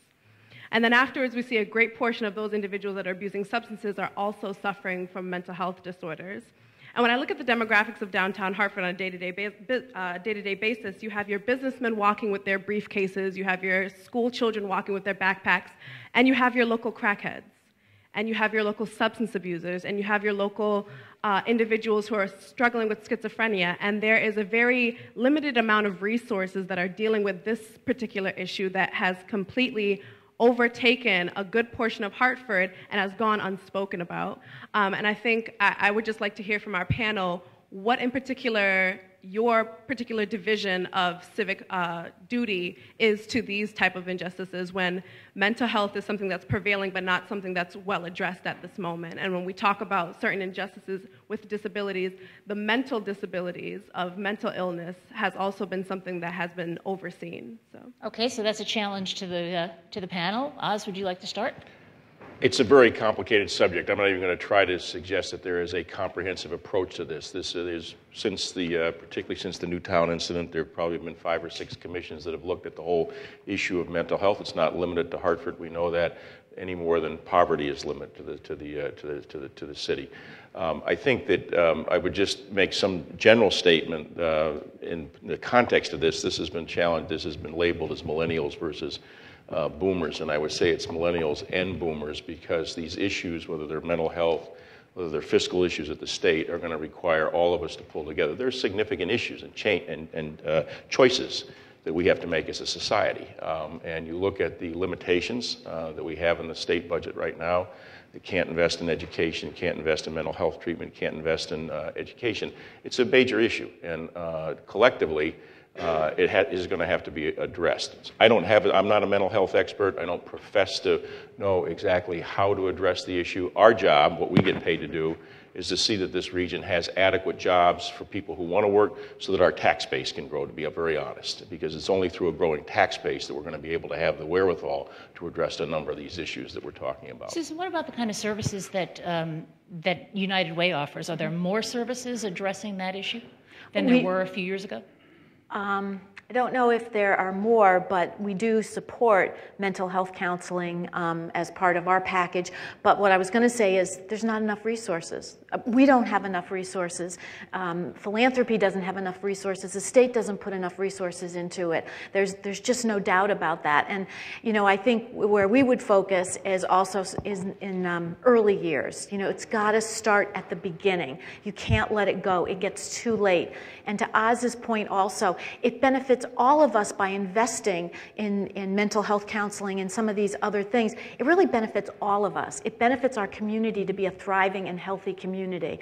So it's, you know, there can be a stigma to mental health, but there shouldn't be, because it impacts all of us, whether it's directly in our family or not, because it's impacting our community. And it is something we need to put more dollars to, and remove the stigma, and start early and start young, because for children there's a huge deficit in terms of services for children with mental health issues. Wanda Correa, I'd like to have you stand up for a minute here. Wanda is from the Hartford Foundation for Public Giving. I think maybe we can look toward this camera over here.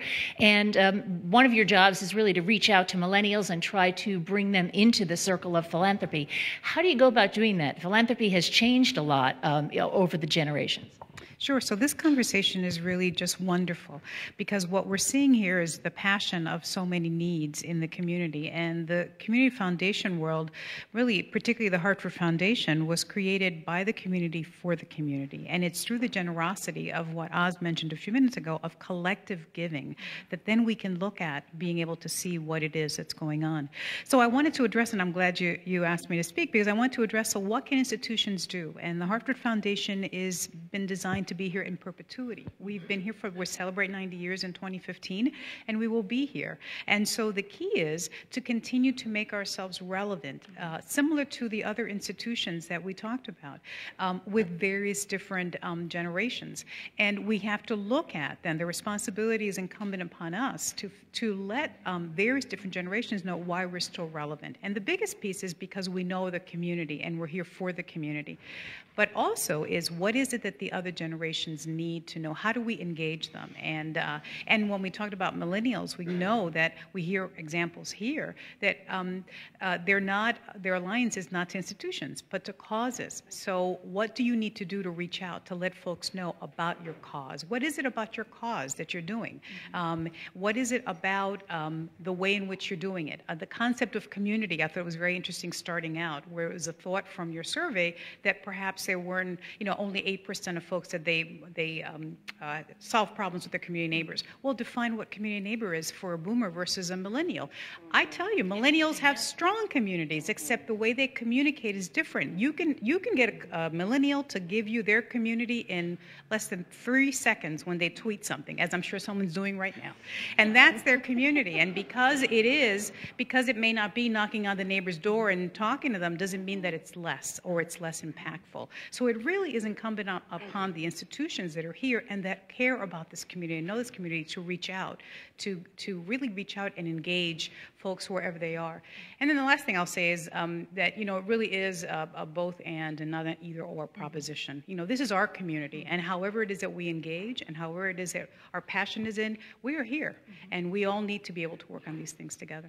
And I think, Oz, to your point about millennials versus boomers, I think we didn't really mean in that title that it's you against us, it's a or good us media, against it's a good them. media title. Maybe, but I think it was more what are our skills versus what are their skills, and how do we find a middle ground somewhere where both can work together. I just say, from our standpoint, we work with people from 20 to 70 every day, and it all has to deal with people's attitudes, both in terms of their attitudes about themselves, is the glass half full, is the glass half empty, and it's also based on fundamental respect for one individual from another. I really sometimes think we make more out of these differences than are. There are serious differences, but I don't think they're all in the age issue as much as we'd like to think.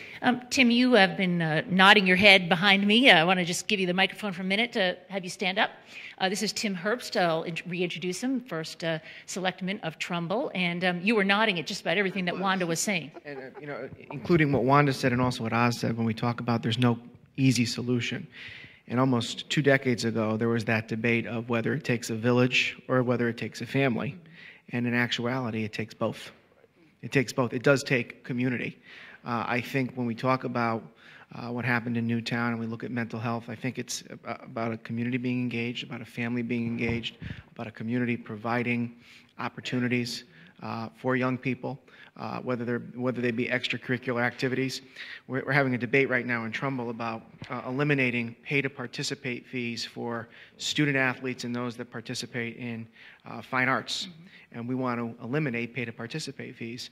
And I had a constituent come to my office to say, I'm opposed to that. It was a baby boomer. I'm opposed to that. I paid for my kids. They should pay now. And my response to that was, in this day and age, when it takes more than a family and a village, it takes a community, I would rather have young people engaged in after-school athletics, after-school programs, extracurricular activities, and being engaged with students and with teachers and with coaches and with mentors, rather than getting on the internet and seeing bad things and learning bad things on their own. So I really think, I think about that whole debate 20 years ago of takes a village, it takes a family. I think it takes both. And I think that's something millennials need to recognize going forward. And it can't, to Oz's point, it can't be us versus them. It's got to be a community effort. Yeah, I think that's true. Keisha, you were raising your hand. I'll let you have the floor. I just want to say a few things in terms of giving and in terms of some of the characteristics of the millennials. I think that, and I don't know the statistics behind this, but I would venture to say that the millennials may be one of the more so educated sort of bunch, and if anything, we can tell that by the amount of student debt that we have as a group. Very educated, very diverse, actually one of the most diverse generations. And we're very results-oriented and outcome-driven. And I'm actually a member of the Emerging Leaders Society, and one of the reasons that I joined was for that exact reason that Susan mentioned, in terms of we have a very specific goal in mind in terms of our service, and so that's how we can align not only our resources but also our time towards that very specific outcome. I don't think that we're a generation where we want to say, okay, I'm just going to give $100 and now, okay, my duty is done. It's more so, where is that $100 going? Is there an opportunity for me to participate in where that $100 is going? And is there an opportunity for me to spread that amongst my peers? And I think that we can really see that right now, where we may have reached near a saturation point, but crowdfunding, crowd raising, it's huge. Kickstarter, Indiegogo, GoFundMe. One of my mentees sent me, hey, I'm organizing for my gospel choir. We have a GoFundMe account.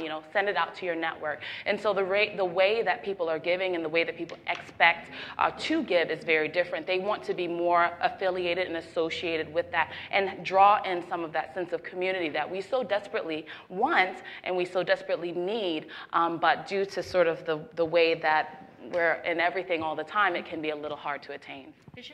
Yeah, I'm sitting here twitching a little bit because I'm in agreement, and yet, let's take, for example, Newtown happened. Our governor was right on the scene leading the effort within a few hours. In Missouri, in Ferguson, it took Jay Nixon 4 days to respond. There is a gulf here. And while I think you all feel what I'm saying, I hope you do, I'm troubled that lives, the response to Black Lives Matter, all lives matter. Well, yes, and you missed the point because there's a specificity here. I often hear intersectionality raised as a stop point for the conversation around deeper work. 50 years ago, Dr. King linked race, poverty, and militarism. Very clear. He was very clear about this, what he called triple threat. And I wonder how we respond 50 some odd years later when here in the city of Hartford, while we're one of the richest, this gap continues to exist. Oz and folk like him are doing great work. But Pookie and Ray Ray catching hell. And I don't quite, that's to the point here. There are social ills that are presumably solvable. With all of the resource that we have to bear, we throw our hands up and go home. And my heart aches. And I can't look at suffering, and for me, Black and brown suffering in cities like Hartford, Bridgeport, and New Haven, and not have a response and not go home at night troubled by that, Thank you, Bishop. Diane,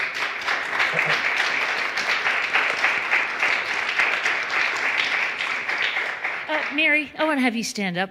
This is State Representative Mary Mashinsky. I think that now you may be the longest-serving legislator in the State House. With Martin Looney, the senator, we're the two longest-serving. Yes, I'm longest-serving in the House. You were elected really on, I think your original platform was really all about environmentalism, and you have continued to be a very staunch environmentalist. Some people would say, boy, you know, the Boomers did a pretty good job. We cleaned up the river, we cleaned up the Sound. How'd we do? That is true. And we have eagles back now and osprey back and fish back in rivers that didn't used to happen in Connecticut. And people are returning to rivers and bodies of water that they used to run away from. But now we have whole new challenges. And the challenge now for everybody, millennials and boomers, is climate change. That's our big challenge. And we all have to work on it together. And we won't even finish the job. We will be passing it on to the millennials. But we all have to work together to change the way we use energy and to be more efficient and to think about the future generations so we can pass on this wonderful earth to the next generation. Do you find that your younger constituents do have a strong feeling about that? Yeah, I do. I think they're very interested in food production, sustainable food, clean food. Millennials are very interested in bicycle transit and public transit. They're more willing to use it than boomers are. And boomers still drive a lot. And my own constituents, I try to persuade them that public transit is a good thing, and they still want to drive everywhere. And then they'll sit in the traffic jams every single day. Wondering, why am I in this traffic jam? Cursing in the traffic jams. And I'll say, high-speed rail is coming. You're going to like it. It's really nice. You'll be able to read on the way to work or listen to music or whatever. You'll get there, you'll be happy, and it won't be so stressful. And I think that's something that they will gradually come to, but the millennials already get. How you have stayed in the legislature this long and still are so optimistic, congratulations to you. Oz wants to make a comment to you. Yeah, I just wanted to come back to Bishop Selder's point, because I think this is the issue. The issue is about undereducated individuals who are not getting opportunities in the workplace. There are serious, there's nobody who can, I think we all live this very serious issue that the bishop is putting his finger on. I also think there are many things that are going on in this city that the private sector individuals bring that are trying to address a number of issues on the education front. A Billings Forge trying to bring people into culinary schools to get them into the workplace. But it's an extraordinary challenge that we have. And a forum like this on what the city is going, what New Haven is doing, where this concentration of poverty is, and where that almost is a sentence that you're not coming out of it, is a very serious issue that we're all grappling with, because it has a significant impact on all of us as we go forward. So I fully agree with what Bishop said, and I think it's something to continue to have a focus on as we go forward. Yeah, and I agree with you. And Susan Campbell, I want to have you come back, because one of the things that you and I have talked about just personally is that what the bishop said, you just can't walk away. And one of the things that you're trying to do is to figure out how to solve homelessness. And people say, well, it can't be done. There's no way you can do that. That's not true. Actually, you can do that. We just have to have the political will to do that, as we have to have the political will to address seriously wealth and income inequality, racism, homophobia, you name it. You just have to have the political will. It's so expensive to have homelessness. It's so much cheaper to house people with all the services they need, and that runs counter to what people want to believe. But once you see the data and the numbers, it's all solvable. Vote for me. No, I'm kidding. Thank you, Susan. Butch, would you mind standing up for a minute? Butch Lewis is a person that a lot of us know because he's been doing some speaking around town lately. You're a former Black Panther. You came back from Vietnam and you decided to join the Black Panthers because why?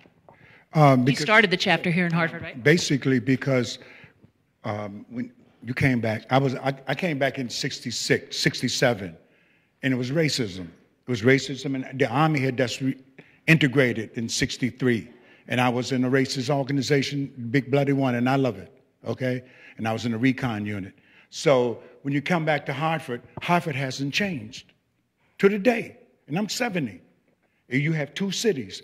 You have the Mason-Dixon line, which starts at the tunnel, goes north, and you have downtown Hartford. No change has changed. So what do you do? I'm listening to everybody talking about change in Hartford. Hartford hasn't changed because we don't want nobody to be honest with each other. No one has been on. And as far as the housing with the Hartford has the basic problem of letting the DOC, the Department of Correction, dump everybody's prisons in Hartford and tell them get back to their cities the best way they can. That's why you have 65% of the people in the homeless shelters are not from Hartford. You know, it's interesting that you say that, Butch, because I think that Tony Harp, who's the mayor of New Haven, would say that that's been a long-time problem in New Haven as well, that people come out of the prisons and they're sent to New Haven. They're dropped off here. This is the hub. This is the hub. Any probation officer, all of them is dumped right here in Hartford. Okay, we have more non-poverty organizations than we have people in Hartford. No, seriously, Hartford only has 123,000 people. We have 126 anti-poverty agencies. So you got keeping people ignorant. You got 20,000 people serving anti-poverty. Hartford has spent more money in anti-poverty than any organization, any city in the United States, basically because CRT is the oldest anti-poverty agency in America. And we have spent more money. We have spent more money in poverty in Hartford than we have spent in World War II and Korea. And nothing has changed. And haven't solved it. And it hasn't solved because we have two cities. Yeah. Do any of the millennials here have any suggestions on, obviously the boomers haven't done a great job on this, where are we going to go? What are we going to do next? And I'm amazed that you allowed Butch to talk, because Butch, that's my uncle, him and my father, you know, they were both radicals. But I think where we are now is the fact that we have to get behind initiatives like United Way. We have to get behind initiatives like our NRZs. How you can tell a thriving community is how the young people and how people are involved in the civic organizations that's doing stuff. And I think that we have to find a way to get people like me involved. You didn't have to tell me to get involved because I see the poverty that you see. The young men come to my church straight out of prison, so it pushes me. I watch my dad work hard for people. So, you know, for me, I've always seen it, but for the folks who just aren't engaged, we have to find ways, like you said, to get them into the cause. And like Keisha said, it's not they don't want to do it, but it's the how. And we have to find out how to get these young people involved. We have to make that push towards something. Ferguson is a great example. Folks didn't know what to do, but we did a march down Albany Avenue. 400 people marched. You know, they found a way to get involved. So we have to find ways to get people involved in the United Ways, the Metro Alliances, and the NRZs, and the community groups. And then we'll see the change in the community that we want to see. But right now, people are disinterested. Like you said, there are two Hartfords. There's downtown, and there's everywhere else, kind of. So we got to figure out how to blend. That's what I'm trying to say. We have to find out how to blend in our community. And that's not just here, but in every state across the country. And I should say that, you know, it's not just two Hartfords. This is a program that's being seen statewide. It's two states of Connecticut, really. Kind of think that you're kind of raising your hand there. So. Thanks. I have this pearl of optimism I hold on to when I think about the differences between all of us, personally, but also generationally. I was confirmed in the Catholic Church as a deal so I could stop going to church. It worked. I currently don't believe in God or superstition or karma. And for the long time, I felt hard about that. And we were talking about Sandy Hook. And on that day, I was working for WNPR, and I do photography for them as well. And that day was hard for everybody on the planet, I think. And in the news media, it was a different beast, for sure. And towards the end of that day at Asylum Hill Congregational Church, they had a vigil, and I wanted to photograph it, and also down at the carousel in Bushnell Park. So when I got to the church, I felt weird because I was at a church, but I felt tired and scared and full of emotion, much like now, thinking about it. And when I walked into the church, and I had all my camera gear on me, and I had a big, huge microphone, too, in case I could just talk to some people and get some voices. As people were filling into the church, I leaned against the wall. And all of a sudden, it occurred to me, this is a safe place to feel something. So I wasn't going to feel anything at work. And I wasn't going to feel anything on the way. But when I got there, as a non-believer, I started to cry and release how I was feeling that day. And even though I still maintain my lack of beliefs or beliefs in other things, I still look at that night as a moment where I have this optimism that even though I'm not going to go back to that church for what it maybe wants me to come back for, I can still walk by it and remember that day. I can walk by it. They've got this rainbow flag, and it says, God is still listening. And I think that's so cool, that we're all still listening, that we're all still talking. There's maybe it's a symptom of me being a millennial, or it's just me, but I feel optimistic that we can talk and we can listen, we can process, and it matters. So thank you. Thank you.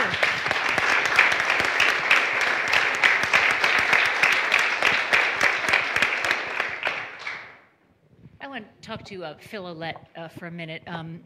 For those of you that are around the Hartford area or in Middletown, you already know probably about Phil because he has been kind of active in Middletown and he has done some very interesting things. You're a businessman in Middletown. Tell me about your primary business. It's Eli Cannon's Tap Room and Nora Cupcake Company.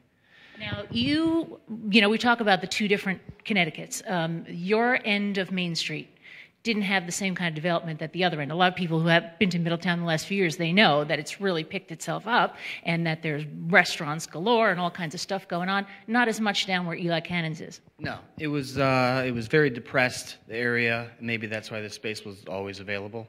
But when we went in, we had a different idea of what we were going to do right from the beginning, and it was a different paradigm. And I think that a difference maybe between boomers, and I'm a really young boomer. I'm the last, 64. And maybe millennials, is I see millennials opening up restaurants similar to mine, and what they want to do is open it, make it as good as they can, move to another town. Open up another one, move to another town, open another town. And our idea was we're going to open it up, make it as good as we can, and then make the neighborhood better, because that's the neighborhood that supported us. So what we did is we took Carrie, my general manager, and we said, okay, now you're going to open up a cupcake place, but it has to be across the street. It has to be in the same neighborhood. And because we helped her and partnered with her, she has 3 years to take one of her employees.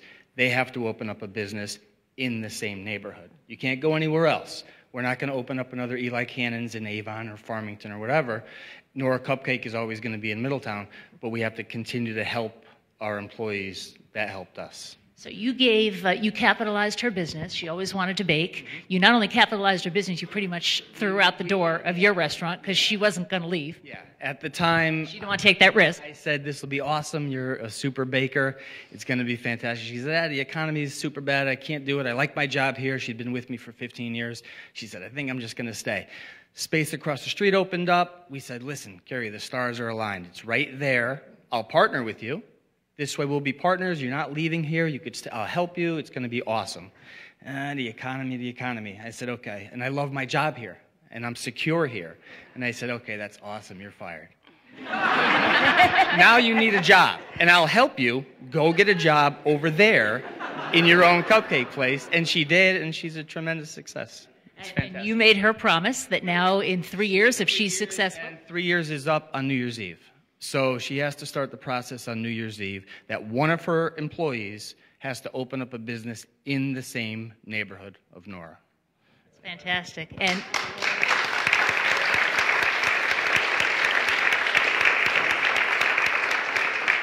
And by the way, for anybody who hasn't tasted her cupcakes, the truck comes to Hartford, and you can go to Middletown, and seriously, they are the best cupcakes ever.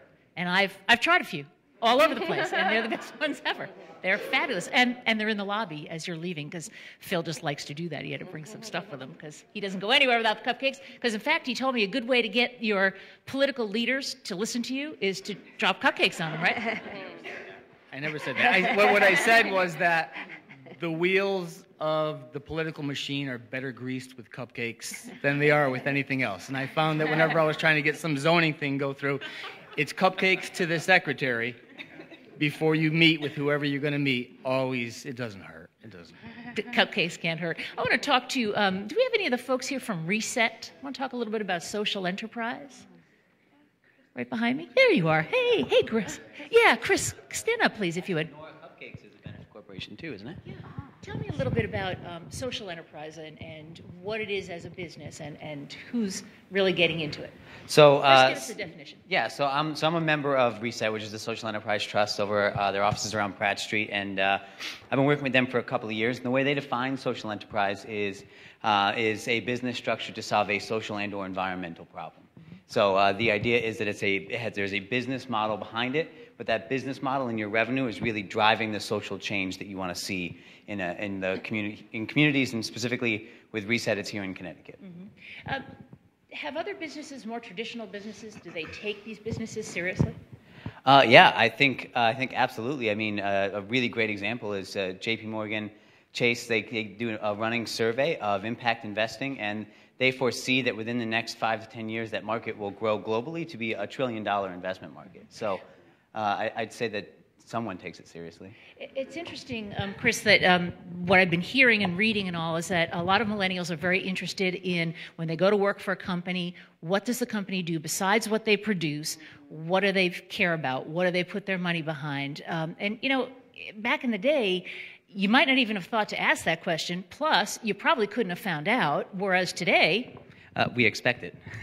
I know for myself, and I know for a lot of my friends, and a lot of the work I do with sort of organizing millennials in Connecticut is they will actually take a job that pays less so that it could, because it's a job that's more meaningful. They will move somewhere and take that job so that they can have an impact and they can feel like their job is more than just a paycheck. And I think that's one of the things that keeps me always inspired and really excited, makes me really excited to be a millennial, because I know that I'm part of a generation that will not accept less, and that you know, I think I don't know anybody who is active in the community that doesn't believe we can actually overcome some of the challenges that seem to have just pervaded cities like Hartford and just taken over and been here since, you know, at least since the 50s and 60s. At one point, Hartford was the wealthiest city in the country, and it'd be great to see it get there again.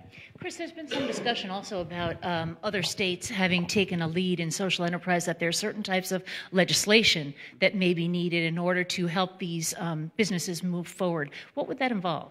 Well, Connecticut actually has it. We have what's called the Benefit Corporation, and basically the Benefit Corporation is a legal status that you can elect here in Connecticut and I think 26 other states or more.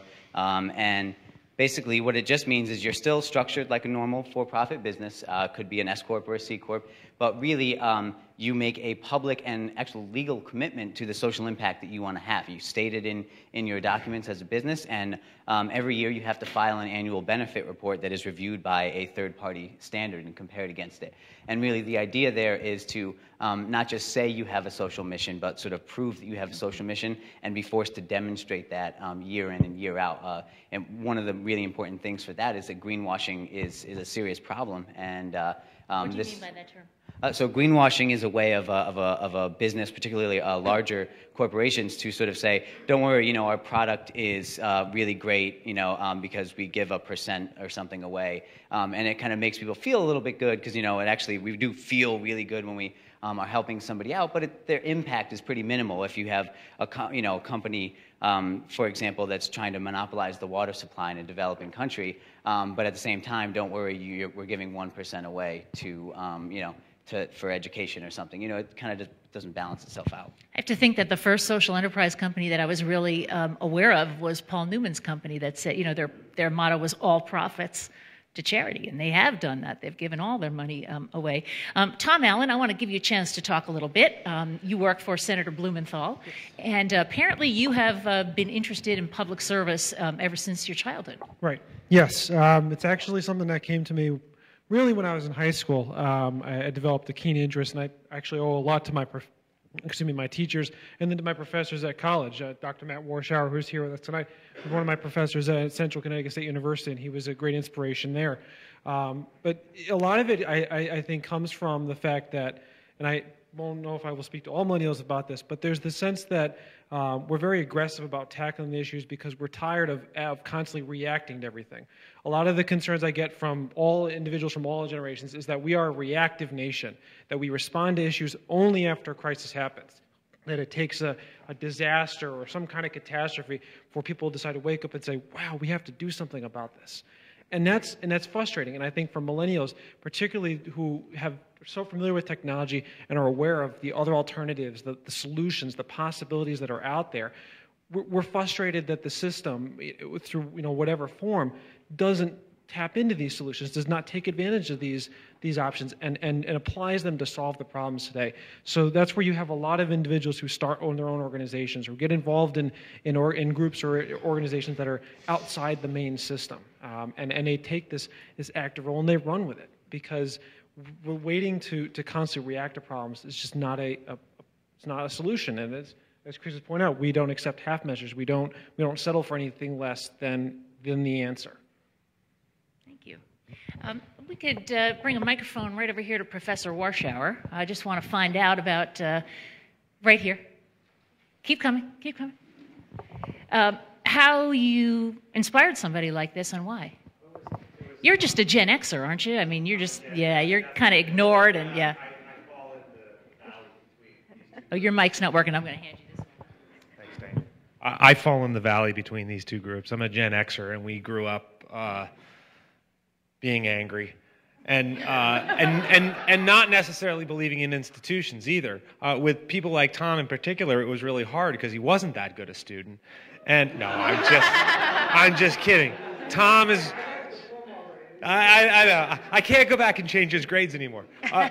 Tom was one of my great students, and I teach American history. My specialty is political and constitutional history, and I think it's great to hear that from Tom and from other students. I know I have a couple other students here, and to have seen them go out and do things that are working towards change. And I think that one of the things that I've heard from everybody here is their desire, this internal drive that they have to want to truly make a difference.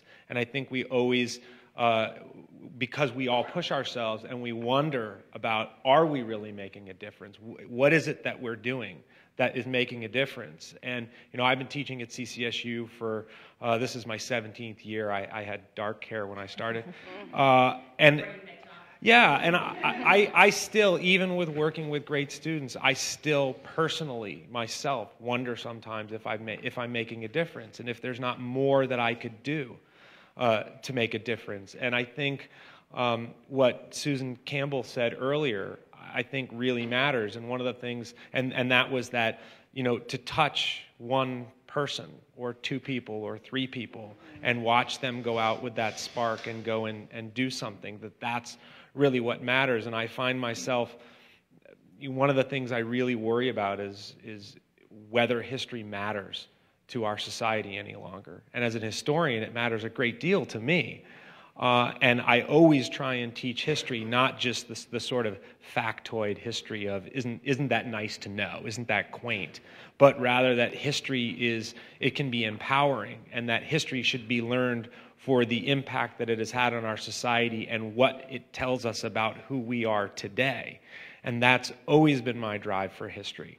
So when I get people like Tom, who, I had Tom in a bunch of classes, in political history classes, and to talk about the history of our politics, and I know a good bit about it at this point, and I get very disconcerted. And again, I'll go back to Susan when she said, it's just a matter of political will. It's just a matter of political will. Well, I'm convinced, and I say to my students all the time, that I don't think as a people, as human beings, I don't think that there's a problem we're presented with that we can't in fact solve. So it ultimately always comes down to the matter of political will. And I get so frustrated with our political system right now, with our two mainstream political parties and how they dominate the conversation. And I don't know how we go beyond that. So I love to hear it, we just need the political will. But I really don't know. I don't have a sense of how we can get to the next step on that big picture level. Will you hand the microphone to Alden? Let me get it for a minute just so they can hear me. You told me that you have run for office a couple times, even knowing that you were not going to win. Why do that? Well, I think this whole discussion about political will, how do we get people involved, I think this is a crucial part. And I'll step back first and say that as a social media manager, one of the key things is we can be reaching out to get our message. We all have things that we're passionate about. We need to be reaching out where we're connecting with people, and these days a lot of those connections are on social media. Beyond that, running for office is a chance to get up and get your message out, even if you've got almost no chance of getting elected. I'm very involved with the Connecticut Health Foundation, very focused on health disparities. And so when people ask me about my campaign, I typically say that I won. I didn't get elected, but I won, because I got people thinking about health disparities. It was an opportunity to ask people to get involved. And I'll tie it back to what Denise Merrill said at the very beginning of why do people get involved? Because they get asked. And it's an opportunity, if you're running as a long shot, if you're fighting for a cause that seems hopeless, the least you can do is ask other people to join you. And you can do that with social media. Thank you so much, Alden. Brandon Frame, where are you? You're standing right over there, sitting right over there. Let me see if I can get to you with the mic. I'm going to have to hand it to you because I can't get back there. Tell me a little bit about how you are civically engaged and how you're trying to change the world for some of the young black men and African-American boys who live right here in our community and elsewhere. Yes, I run an organization called The Black Man Can, and it operates here and in several communities across the country. I'm working on promoting a positive black male image. I'm actually being in New York City tomorrow doing stuff around Ferguson, Michael Brown, and everything that's taking place. And it's really just about, we do a lot around mentoring. We have a whole curriculum around positive self-identity, really just exposing them to what's possible out there in the different communities and whatnot. I also work at High School Link here in Hartford, Connecticut. Metro Hartford Alliance is a huge... High School Link is Hartford's Insurance and Finance Academy. So it's a school where students take business classes. So all our electives are business classes along with math, English, history, foreign language. All the major corporations here in Hartford, Travelers, Aetna, Prudential, are all major partners providing internships. We take the students abroad every single year. We're really showing them the opportunities that are available in careers of insurance and finance. And so, yeah, we just, really just trying to show students here in Hartford and everywhere just about opportunities that are available to them and what they can accomplish in the world. Sounds very good. And I love the organization. Is there anybody here that hasn't had a chance to talk? Okay, do we have a microphone that we can bring back here? Rebecca, right over there. And I think mine is the other working microphone. Is your microphone working now too? Great. Yes, I just wanted to piggyback off of what Tom Allen was saying earlier about how we really only respond to crisis, and that's a major problem, especially in the black community, as I see it. With the whole Ferguson situation, it was a tragic situation. But if you look at the makeup of the police force, you look at it was predominantly a white police force. But how active were the African Americans in terms of engaging politically? I look at it here when I look at my own hometown of Meriden. Meriden is 50% black and Hispanic, but we have one city councilor that's African American. We have 0 board of ed that's African American. And the political makeup it just reflects that throughout the town. So I think that part of it is also the education level too. I think that some of our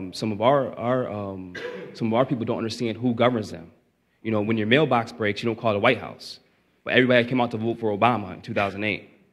Yeah. So I think that's a major problem is education. Who actually governs you, and how does the political system work? And when you piggyback off of the history, you piggyback off of what is being taught in the school system.